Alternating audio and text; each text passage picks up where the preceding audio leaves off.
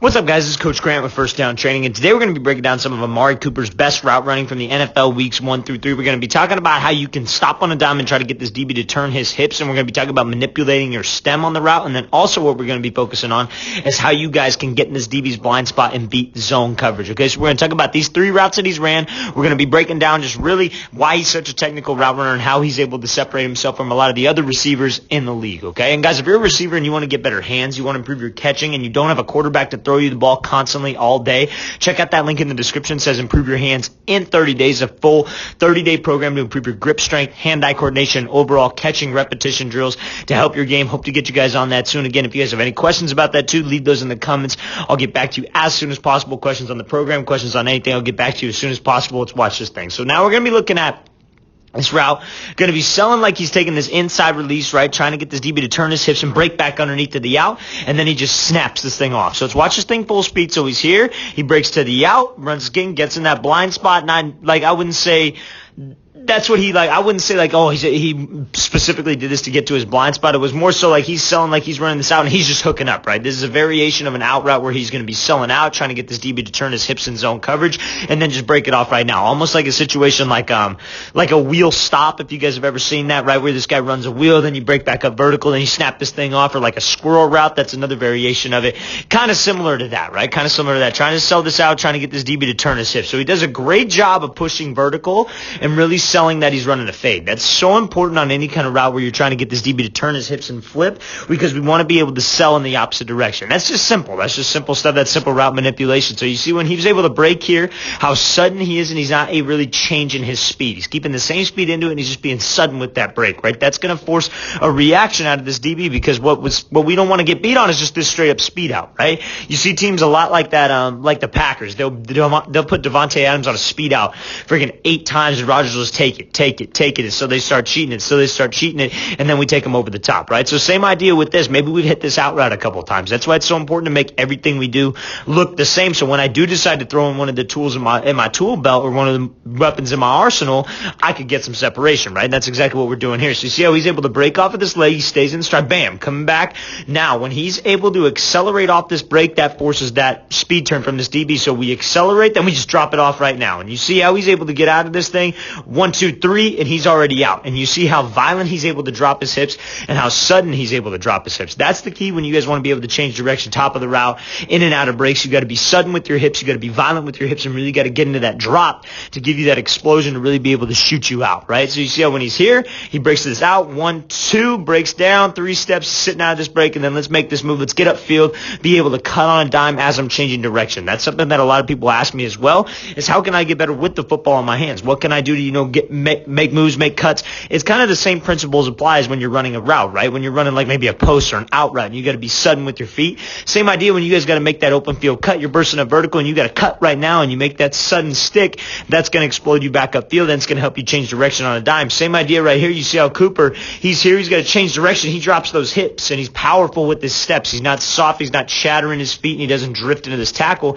He drops his hips right now. Low man's going to win, and we want to make sure I get low. I change hands with that ball. Make sure I'm protecting it always. That's a great job by Cooper running after the catch as well as the route, right? So make sure that anytime I'm working double move, maybe a wheel stop, like a squirrel route situation, right? Or maybe just like a post curl, anything like that, that I got to have speed, that I got to sell this thing. I got to really try to make this DB commit to the initial move. Let's watch this thing full speed again one more time. So he's coming here, breaks out, 1, 2, breaks this thing off, snaps it off, violent hips and a sudden drop. And then when I'm changing direction with the football in my hands, I got to make sure the same principles apply. I'm sudden with my feet and I'm violent with my hips when I want to change direction. Very like Jerry Jeudy is very similar. Both these guys got very similar styles of play. Very explosive, very good at changing direction, right? And they both came out of Alabama, right? So I think the Alabama's got some of the best route runners to ever come out of that school. So they're obviously doing something right. So now what we're going to be talking about here is we're going to be focusing on how he's able to angle this stem and sell with his pad level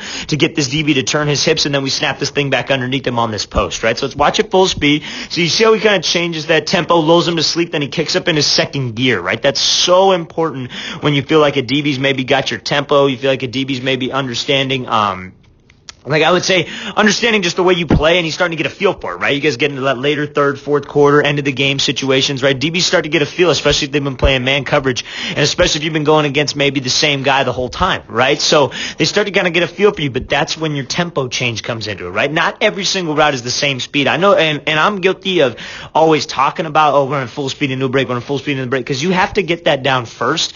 You guys got to be able to push vertical, make the DB believe it, and be able to efficiently get in and get out of breaks and accelerate out, widen the distance, and create separation before you should worry about tempo. So if you struggle with that, tempo is not for you. That's not something that you need to struggle with. You need to worry about right now. You guys need to focus on pushing vertical, dropping your hips, getting out of breaks, and then worry about tempo. Then worry about doing the fun stuff, because you can't have one without the other. You can't always be changing up tempo and then have crappy breaks. You got to be able to be full speed, be a vertical threat always, which is what a Cooper is, because like I said, very explosive guy, very good at getting in and out of breaks. You got to be explosive first, and you got to sell vertical first before all these other things open up, right? We can't just go out there and we can't just try to give all these skip releases and all this stuff when I can't get out of breaks regularly in the first place, because we got to threaten this DB. We got to make sure that we could get him to open up and make him believe whatever move that I'm going to do initially. So you see how Cooper comes out here, he kind of changes up this tempo, nice and slow, and then he kicks up into second gear. When he kicks up into second gear, you see he's got great pad level, committing those shoulders, committing those hips, committing those eyes to that corner,